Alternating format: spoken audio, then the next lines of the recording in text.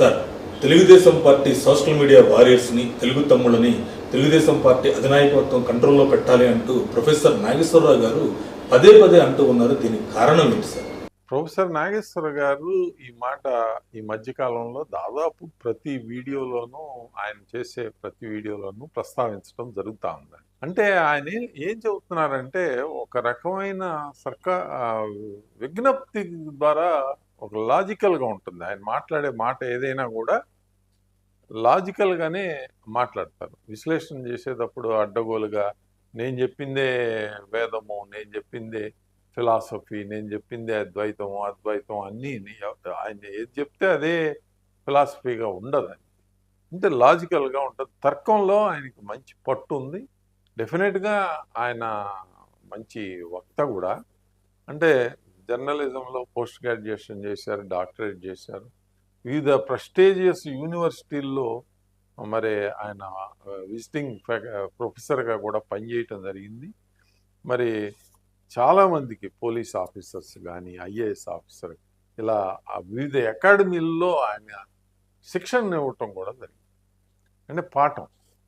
మరి తెలుగుదేశం పార్టీకి కూడా ఎమ్మెల్యేలకు వాళ్ళకి కూడా ఇచ్చారో లేదో నాకు తెలియదు, కానీ వాడు ఇచ్చే ఉంటారు. ఎందుకంటే ఏదో ఒక సందర్భంలో గండిపేటలోనో ఎక్కడన్నా ఒక రాజకీయ పాఠశాల తెలుగుదేశం పార్టీ గత స్కూల్ ఉంది కాబట్టి ఇచ్చే ఉంటారు. ఆయన 2007 సంవత్సరంలో ఆయన మరి ఎమ్మెల్సీ అవటం జరిగింది. ఎమ్మెల్సీ కావటం, ఇండిపెండెంట్ సభ్యుడు, అది చాలా గొప్పతనం. అది పట్టభద్రులు అందరూ ఎన్నుకుంటారు. 2009లో కూడా ఆయన ఎమ్మెల్సీ అయ్యారు. తెలుగుదేశం పార్టీలో ఆయన ఏంటంటే కొంచెం రాజశేఖర్ రెడ్డి గారితో కొంచెం అనుబంధం. చంద్రబాబు నాయుడు గారు, జనరల్గా చంద్రబాబు నాయుడు గారు ఆ టైంలో 1994 నుంచి 2004 వరకు చంద్రబాబు నాయుడు గారు అధికారంలో ఉన్న సమయంలో ఆర్థిక సంస్కరణలు, వరల్డ్ బ్యాంక్ పాలసీస్ మీద ఆయన అనేకమైన సంస్కరణలు చేపట్టడం జరిగింది. అంటే మార్కెట్ని పెంచటం. ఈయన ఏంటంటే లెఫ్టిస్ట్ భావజాలం కలిగిన వ్యక్తి. ఎందుకంటే వాళ్ళ కుమారుడి పేరే సాంకృత్యాయత్ అంటే ఆయన వామపక్ష ఇది కాదు, కానీ ఆయన బుద్ధిస్టు. అంటే ఆ భావజాలం ఏంటంటే తర్కము ఏదైనా కానీ చూసింది నమ్ముతాము, కళ్ళతో సైన్స్ ఆధారితంగా ఏదైనా ప్రూఫ్ ఉండాలి. ఏదైనా ఉంది అని అంటే మిథ్యావాదాన్ని ఆయన నమ్మ. కానీ ఈ నాగేశ్వర గారు అనేకమైన చర్చల్లో అసెంబ్లీలో రాణించడం జరిగింది. ఆయన ఆ సమయంలో వరల్డ్ బ్యాంక్ వ్యతిరేకంగా లెఫ్ట్ పార్టీలు చేసిన పోరాటాల్లో భాగంగా అనేకమైన లెక్చర్స్ అవి కూడా ఇవ్వటం జరిగింది. అందువలన వేరు శిబిరాల్లో ఉండటం వలన చంద్రబాబు నాయుడు గారితో సాన్నిహిత్యం ఏర్పడటానికి అవకాశం రాలేదు. 2004 ఎన్నికల్లో లెఫ్ట్ పార్టీలతో కలిసి కాంగ్రెస్ పార్టీ ఇక్కడ అధికారంలోకి వచ్చింది. అప్పుడు ఫస్ట్ టైం కాంగ్రెస్ పార్టీ కూడా సపోర్ట్ చేసింది నాగేశ్వర్ గారు. అలా రాజశేఖర రెడ్డి గారికి దగ్గర. అయితే 2009లో చంద్రబాబు నాయుడు గారు కూడా సపోర్ట్ చేశారు. ఏది నాగేశ్వర్ గారు హైదరాబాద్ ఈ రంగారెడ్డి ఈ పట్టభద్రుల సీట్ నుంచి గెలిచాడు ఆయన. మొన్న తర్వాత కూడా ఒకసారి చేశారు, అప్పుడు గెలవలేదు. తర్వాత 2 పర్యాయాలు పోటీ చేసినా గెలవలేదు. ఎందుకంటే మార్క్సిస్ట్ పార్టీ ప్రధానమైన మెయిన్ లైన్ పక్షాలతోటి ఎలైన్ అవ్వలేదు కాబట్టి గెలవలేదు.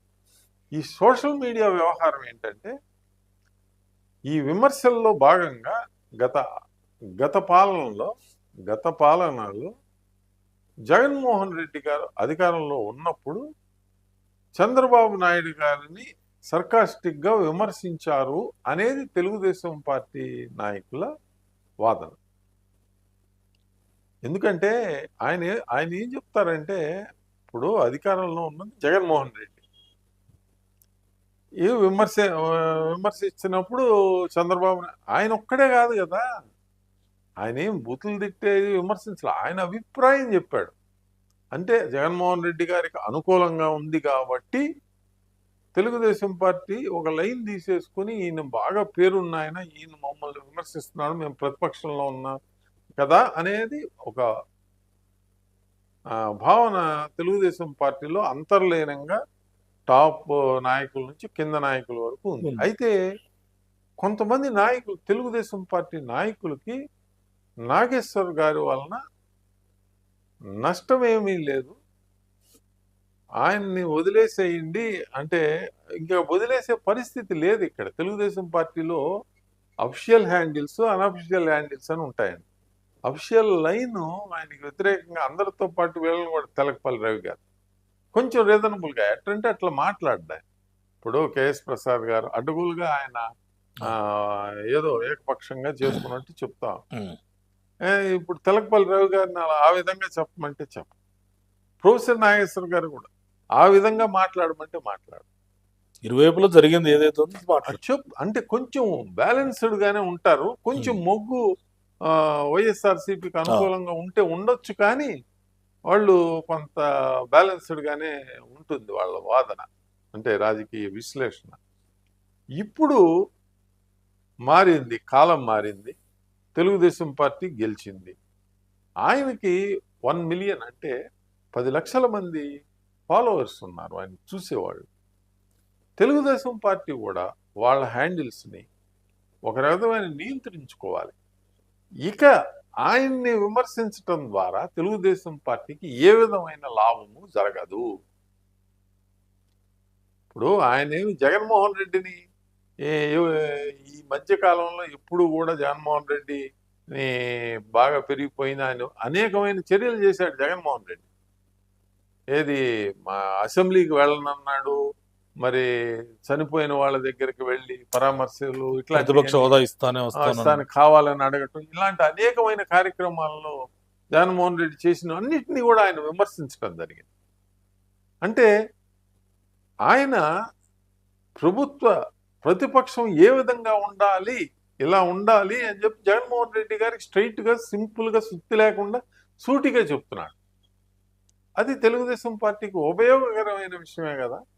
ఆయన్ని ఇక పదే పదే అంటే విరోధుల్ని ఎప్పుడు కూడా అధికారంలో ఉన్నాం కదా అని చెప్పి గర్వంతో విరోధుల్ని ఎప్పుడు కూడా పెంచుకోకూడదు, ఏ రాజకీయ పక్షం కూడా.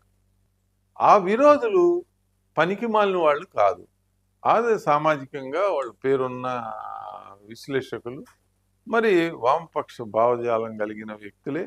అయితే ఇక్కడ ఆయన్ని అమిత్ షా గారు కూడా కలవటం జరిగింది. మరి అమిత్ షా గారు నాగేశ్వర్ గారిని కలవటం అంటే అది సాధారణమైన విషయం కదా, కాదు కదా. అది సమాజంలో లబ్ధ ప్రతిష్ఠులైన వ్యక్తుల్ని ఆజాదీ కా అమృత్ మహోత్సవ్ పరిచయ కార్యక్రమంలో భాగంగా మేము ఇది చేస్తున్నాము అని వాళ్ళు ఏం చేస్తున్నారో చెప్పుకోవటం కోసం సంఘంలో పేరు ప్రతిష్టలు కలిగిన వ్యక్తులకి కలవటం జరిగింది. అందులో భాగంగా అమిత్ షా గారు నాగేశ్వర గారిని కూడా కలవటం జరిగింది. అయితే ఇక్కడ నాగేశ్వర్ గారికి ఆయన అనేకమైన ఇంటర్వ్యూల్లో, ఆయన ఇచ్చే ఇంటర్వ్యూల్లో నా మీద ఇట్లా దాడి చేస్తున్నారు, పరమ నీచంగా తిడుతూ ఉన్నారు, ఫ్యామిలీస్ని తిడుతూ ఉన్నారు, అది తెలుగుదేశం పార్టీ అఫిషియల్ హ్యాండిల్స్ నుంచి కూడా వస్తూ ఉన్నాయి, ఫోన్లు చేసి తిడుతూ ఉన్నారు, కొంచెం నియంత్రించుకుంటే బాగుంటుంది అన్న ఉద్దేశంతో తెలుసు కదా అని చెప్పి పట్టాభి గారు అధికార ప్రతినిధి, ఇప్పుడు ఆయన ఒక కార్పొరేషన్కి డైరెక్టర్ కూడా అయ్యారు. మరి జీవి రెడ్డి గారికి ఆయన ఫైబర్ నెట్, ఆయన కూడా ప్రముఖ విశ్లేషకుడు, అధికార ప్రతినిధి. వాళ్ళిద్దరికీ చెప్తే వాళ్ళిద్దరికీ మంచిది సార్, నేను చూస్తాము అని చెప్పి అన్నారు. అయితే నారా లోకేష్ బాబు గారికి కూడా ఈ విషయం చెప్పాము, ఆయన నుంచి రెస్పాన్స్ రాలేదు అనేది ఆయన ఆవేదన. నారా లోకేష్ బాబు కూడా దీని మీద సీరియస్గా కన్సిడర్ చేసి ప్రొఫెసర్ నాగేశ్వర్ పట్ల Telugu Desam party social media handles అనుచితమైన వ్యాఖ్యల్ని కొంచెం ఉపసంహరించుకుని నియంత్రించేటట్టు నారా లోకేష్ బాబు కూడా చెప్తే అది తెలుగుదేశం పార్టీకే మంచి జరిగే విధంగా ఉంటుంది అనేది యథార్థం. ఇక్కడ ఆయన కానీ తెలకపల్లి రవి కానీ తెలుగుదేశం పార్టీకి అడ్డగోలుగా ప్రస్తుతం విమర్శించలేదు. ఎప్పుడు అది వరకు ఎప్పుడో చేశారు అని చెప్పి మీరు అవే పెట్టుకుని మనసులో పెట్టుకుని ముందుకు వెళ్ళటం కంటే కూడా ప్రస్తుత కాలంలో ఇప్పుడు జరుగుతున్నదేదో, ఇప్పుడు మీ విరోధులను కూడా ఎలక్షన్ వస్తా ఉందంటే వాళ్ళను కూడా మరి మీ పార్టీ కార్యాలయానికి పిలిచి దండలేస్తున్నారు కదా. ఒక ఒక విశ్లేషకుని విషయంలో మీరు ఇంత పట్టుదలకు పోవటం, అది అది ఆయన కూడా పొలిటికల్ బ్యాక్గ్రౌండ్ ఉన్న వ్యక్తి, సామాన్యమైన వ్యక్తి ఏం కాదు. ఆయన ఎవరికి కూడా డబ్బుకి పేటిఎం బ్యాచ్ లాగా ఆయన లొంగే వ్యక్తి కూడా కాదు. నాగేశ్వర్ గారు డబ్బుకు లొంగే వ్యక్తి, ఆయన ఏదో ప్యాకేజీలు ఇస్తే లొంగే వ్యక్తి, అలాంటి వ్యక్తి మాత్రం కాదు. అంటే అలాంటి వ్యక్తుల విషయంలో తప్పకుండా పార్టీ ఒక స్టాండ్ తీసుకొని అవసరమైతే మీరు ఉపయోగించుకోండి, ఆయన్ని పిలవండి, ఆయనతో మాట్లాడండి. పెద్ద సార్ ఆయన చంద్రబాబు నాయుడు గారి దగ్గరికి ఆయన మాట్లాడి మరి రాజకీయ శిక్షణ, ఎమ్మెల్యేలకి రాజకీయ శిక్షణ ఇవ్వాలి అని మీరు ఒక కార్యక్రమాన్ని తలపెట్టారు.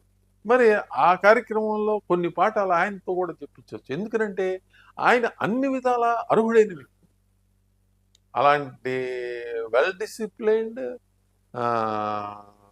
Well knowledgeable person professor Nageshwar గారు.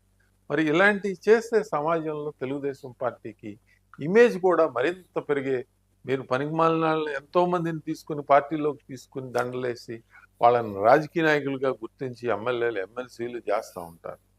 ఒక చిన్న 2-3 స్లిప్ అయిన వీడియోస్ని పట్టుకొని ఇక అదే పనిగా ఆయన్ని విమర్శించడం చూడండి. ఒక కన్సిస్టెంట్గా ఆయన ఇప్పుడు మారిన కాలంలో ఏ విధంగా ప్రొఫెసర్ నాగేశ్వర గారి విశ్లేషణలు ఉంటా ఉన్నాయి అనేది చూసి దాన్ని బట్టి తెలుగుదేశం పార్టీ అధినాయకత్వం కూడా వాళ్ళ సోషల్ మీడియా హ్యాండిల్స్ని కొంచెం కంట్రోల్ చేస్తే పార్టీకి మరింత, జనసేన కానీ ఈ నాయకులు అందరూ కూడా, జనసేన తెలుగుదేశం పార్టీ రెండు కలిసి చేస్తున్నారు కాబట్టి మరి వాళ్ళందరూ కలిసి ఆయనకంటూ తగిన గౌరవాన్ని ఇస్తే వాళ్ళకి తెలుగుదేశం పార్టీకి మరింత ఇమేజ్ బాగా పెరుగుతుందని నా అభిప్రాయం.